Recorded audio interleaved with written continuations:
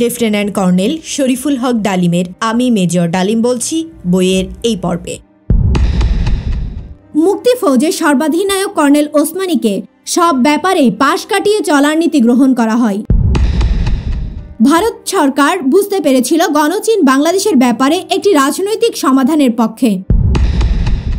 বাংলাদেশের স্বাধীনতা ভারতের দান। দুর্বল চিত্তে নতজানু প্রবাসী সরকার ভারতের সেই অযৌক্তিক দাবি মেনে নেয়। তথাকথিত মিত্রবাহিনীর কালো ছায়ার আচ্ছাদনে ঢাকা পড়ে যায় মুক্তি ফৌজ এবং জনগণের বীরত্বগাথা, আত্মত্যাগ এবং সাহসিকতা। যৌথ কমান্ডার স্থাপিত হলো, কিন্তু মুক্তি ফৌজের সর্বাধিনায়ক কর্নেল ওসমানীকে সব ব্যাপারেই পাশ কাটিয়ে চলার নীতি গ্রহণ করা হয়। নভেম্বর মাসে যুদ্ধের তীব্রতা বৃদ্ধি পায় ব্যাপকভাবে। বর্ডারে সম্মুখ সংঘর্ষের মাত্রা ক্রমেই বেড়ে চলেছে। ভারত সরকার ইতিমধ্যে ভারতীয় সেনাবাহিনীকে পাক বাহিনীর মোকাবেলা করার জন্য প্রয়োজনে বাংলাদেশের সীমানার ভিতরে প্রবেশ করার অনুমতি প্রদান করেছে। গঠন করা হয়েছে মুক্তি ফৌজ এবং ভারতীয় বাহিনীর যৌথ কমান্ড। যৌথ কমান্ড গঠিত হবার পর ভারতীয় কমান্ডারদের প্রচণ্ড প্রভাবে কর্নেল ওসমানী এবং তার হেডকোয়ার্টার্স প্রকৃত অর্থে অকেজো হয়ে পড়েছে। বাংলাদেশ আক্রমণের পরিকল্পনা এককভাবে ভারতীয় বাহিনীর ইস্টার্ন কমান্ডই প্রণয়ন করার দায়িত্ব গ্রহণ করে কর্নেল ওসমানীকে সম্পূর্ণভাবে উপেক্ষা করে। প্রেসিডেন্ট ইয়াহিয়া খান যুদ্ধের আভাস পেয়ে জনাব ভুট্টোকে তার বিশেষ দূত হিসাবে চীনে পাঠালেন ভারতীয় যে কোনো আগ্রাসনের বিরুদ্ধে পাকিস্তানের পক্ষে সমর্থন আদায় করার জন্য। কিন্তু পিকিংয়ে গণচীনের নেতৃবৃন্দ জনাব ভুট্টোকে পরিষ্কারভাবে জানিয়ে দেন, পূর্ব পাকিস্তানে সৃষ্ট রাজনৈতিক পরিস্থিতির সুযোগ গ্রহণ করে পাকিস্তানের আভ্যন্তরীণ ব্যাপারে ভারতীয় সামরিক হস্তক্ষেপকে গণচীন পাকিস্তানকে দ্বিখণ্ডিত করার হীন চক্রান্ত হিসেবে দেখবে এবং সেই পরিপ্রেক্ষিতে ভারতের সাথে যে কোনো সামরিক সংঘাত নীতিগতভাবে তারা পাকিস্তানের পক্ষেই থাকবে। একই সাথে জনাব ভুট্টোর মাধ্যমে তারা পাকিস্তানের সামরিক জান্তাকে পরামর্শ দিয়েছিলেন যথাশীঘ্র সম্ভব পূর্ব পাকিস্তানের জনগণের ইচ্ছা অনুযায়ী বর্তমান সমস্যার একটি রাজনৈতিক সমাধান খুঁজে বের করার জন্য। তাদের কনসিডার্ড অপিনিয়ন ছিল বর্তমান পরিস্থিতিতে শুধুমাত্র একটি যুক্তিসঙ্গত এবং গ্রহণযোগ্য রাজনৈতিক সমাধানের মাধ্যমেই পাকিস্তানের অখণ্ডতা বজায় রাখা সম্ভব। বল প্রয়োগ করে এই সমস্যার সমাধান কখনো সম্ভব হবে না। চীনা নেতৃবৃন্দর উক্তি থেকে দুটো বিষয় পরিষ্কার হয়ে ওঠে।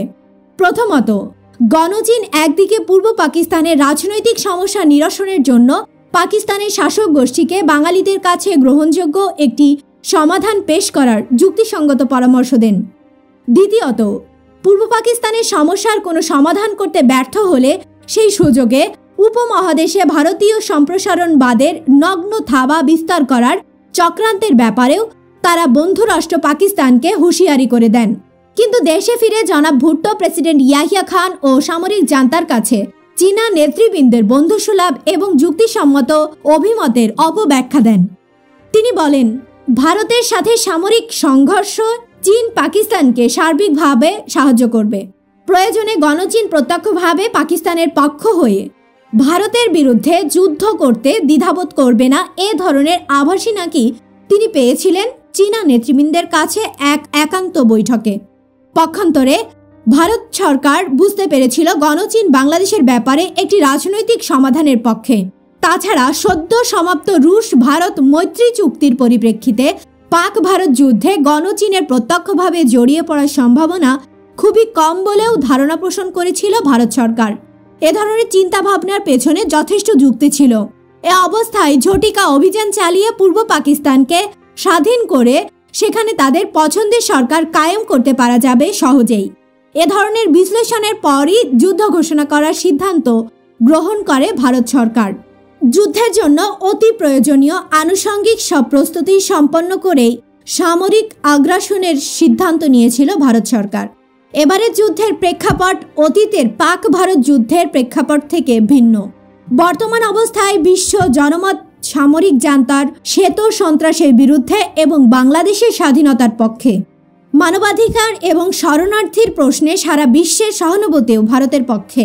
মার্কিন যুক্তরাষ্ট্র কিংবা গণচীন যদি জিও স্ট্র্যাটেজিক কারণে কোনো পদক্ষেপ নেবার চেষ্টা করে, তবে তাদের পরম শত্রু সোভিয়েত ইউনিয়ন প্রতিক্রিয়ায় মৈত্রী চুক্তির আচ্ছাদনে নিশ্চুপ বসে না থেকে ভারতের পক্ষ নেবে নিশ্চিতভাবে, ফলে বেঁধে যাবে তৃতীয় বিশ্বযুদ্ধ। বর্তমানে বাস্তব অবস্থার পরিপ্রেক্ষিতে একটা বিশ্বযুদ্ধ শুরু করার দায়িত্ব নিজেদের কাঁধে নিতে চাইবে কিনা যুক্তরাষ্ট্র অথবা গণচীন, সে বিষয়েও যথেষ্ট সন্দেহ রয়েছে। সবচেয়ে বড় কথা, পূর্ব পাকিস্তানের 8 কোটি জনগণ আজ পাকিস্তানের স্বৈর শাসনের বিরুদ্ধে।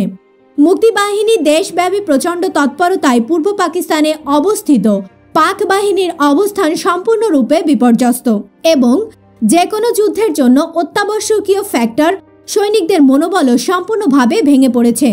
খান সেনারা সার্বিকভাবে শুধু দুর্বল হয়ে পড়েছিল তাই নয়, তাদের strategic location, line of communication, defensive position, supply points, reinforcement capabilities, battle tricks, logistic support line, এ ধরনের সমস্ত গুরুত্বপূর্ণ গোপনীয় বিষয়ের সব খবরাখবরই এখন রয়েছে ভারতীয় বাহিনীর নখদর্পণে।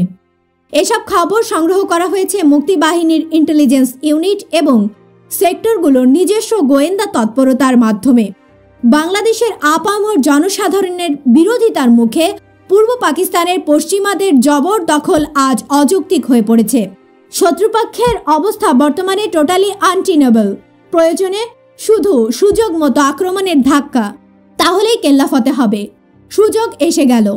3 ডিসেম্বর বিকেল 5:45 আকস্মিকভাবে পাকিস্তান এয়ারফোর্স প্রিএমপ্টিভ স্ট্রাইক করে বসল ভারতীয় বিভিন্ন জায়গায় স্ট্র্যাটেজিক টার্গেটগুলোর ওপর। একই সাথে আঘাত হারা হলো শ্রীনগর, অবিন্তিপুর, পাঠানকোট, উত্তরাইল, যোধপুর, আম্বালা এবং আগ্রা বিমান ঘাঁটির ওপর। ঠিক সেই সময় শ্রীমতী ইন্দিরা গান্ধী কলকাতায় এক জনসভায় ভাষণ দিচ্ছিলেন। বিমান হামলার খবর তাকে দেয়া মাত্রই তিনি মুহূর্তেই সিদ্ধান্ত নিয়ে ওই জনসভাতেই পাকিস্তানের বিরুদ্ধে সর্বাত্মক পাল্টা আক্রমণের ঘোষণা দিলেন। কলকাতা থেকে সেদিন সন্ধ্যায় দিল্লি ফেরার আগেই ইস্টার্ন কমান্ডের সঙ্গে জিওসি অর্থাৎ জেনারেল অফিসার কমান্ডিং জেনারেল অরোরাকে দিল্লির সেনা সদর থেকে হুকুম দেওয়া হলো পূর্ব পাকিস্তানে সর্বাত্মক হামলা চালাবার জন্য। জেনারেল অরোরার অধীনে দেওয়া হলো 3টি স্বয়ং সম্পূর্ণ আর্মি কোর, 2য়, 33 এবং 4র্থ কোর। এছাড়া দেওয়া হলো কমিউনিকেশন জোন, হেডকোয়ার্টার্স, আরও একটি ভ্রাম্যমাণ আর্মি ইউনিট। এছাড়া 2য় কোরের অধীনে দেওয়া হয়েছিল অতিরিক্ত একটি মিডিয়াম আর্মড রেজিমেন্ট এবং একটি লাইট আর্মড রেজিমেন্ট।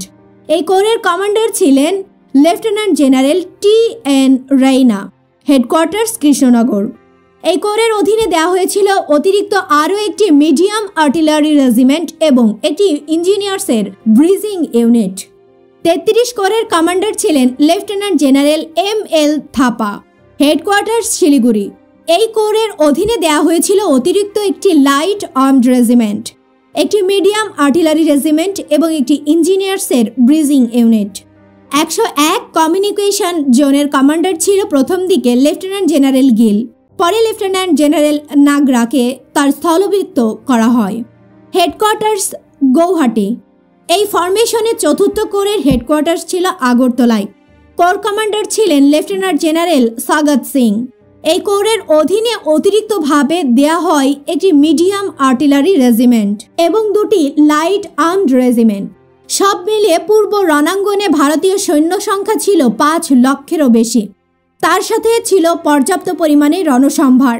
সেই সময় পূর্ব পাকিস্তানে অবস্থিত প্রায় 1 লক্ষ খান সেনার বিরুদ্ধে যুদ্ধ করার জন্য এ ধরনের বিশাল বাহিনী মোতায়েন করার প্রয়োজন ছিল না।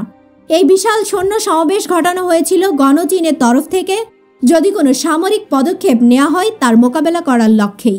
যাই হোক, প্রয়োজনীয় এয়ার ও নেভাল কভার এবং প্রায় 2 লক্ষ মুক্তিযোদ্ধাদের সাথে বিশাল ভারতীয় বাহিনী একই সময়ে সব সেক্টর থেকে আক্রমণ চালালো। সব সেক্টরে ভারতীয় বাহিনীর অগ্রসর হওয়ার জন্য রাস্তা করে ব্রিজ হেড তৈরি করে দিচ্ছিল মুক্তিবাহিনীর বীর যোদ্ধারাই। ওই সমস্ত ব্রিজ হেড তৈরি করা সম্ভব হয়েছিল বলেই অতি সহজেই শত্রুপক্ষ ডিফেন্স ভেদ করে ঢাকা অভিমুখে তড়িৎ গতিতে এগিয়ে যেতে পেরেছিল ভারতীয় মিত্রবাহিনী। যুদ্ধের এই গুরুত্বপূর্ণ পর্যায়ে কর্নেল ওসমানীকে সম্পূর্ণভাবে পাশ কাটিয়ে চলেছিল ভারতীয় সেনা কমান্ড।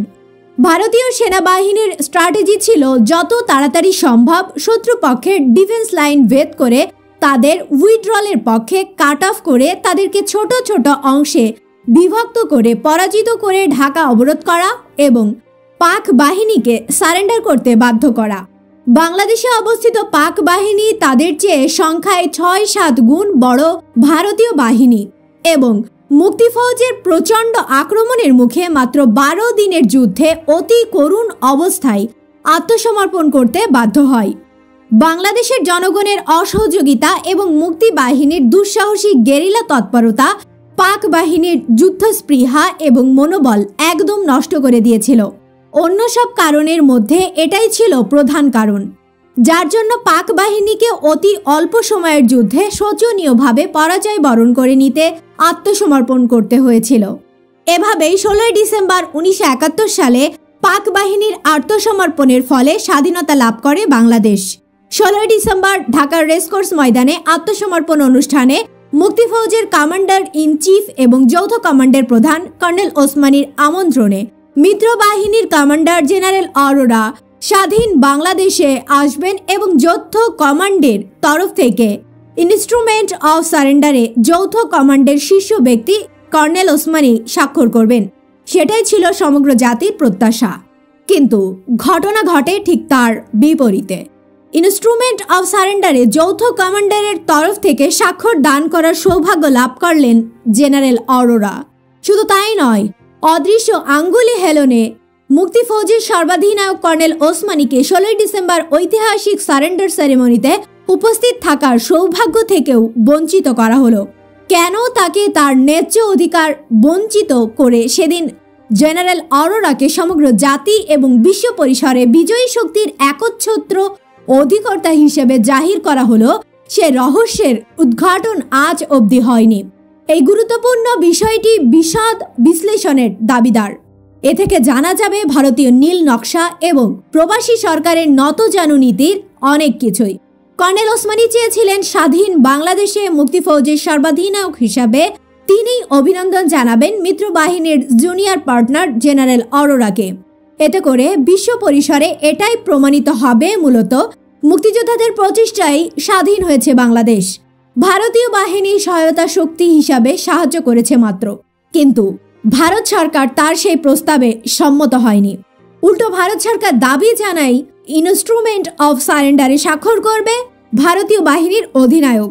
উদ্দেশ্য পরিষ্কার, বিশ্ববাসী জানুক পাক ভারত যুদ্ধে ভারতের বিজয়ের ফলেই সৃষ্টি হয়েছে স্বাধীন বাংলাদেশ। বাংলাদেশের স্বাধীনতা ভারতের দান। দুর্বল চিত্তে নতজানু প্রবাসী সরকার ভারতের সেই অযৌক্তিক দাবি মেনে নেয়, কিন্তু প্রচণ্ড আত্মসম্মানবোধের অধিকারী আপোষহীন বঙ্গবীর কর্নেল ওসমানী নীতির প্রশ্নে অটল থেকে এ অন্যায়ের প্রতিবাদে নিজেকে সবকিছু থেকে দূরে সরিয়ে রেখেছিলেন।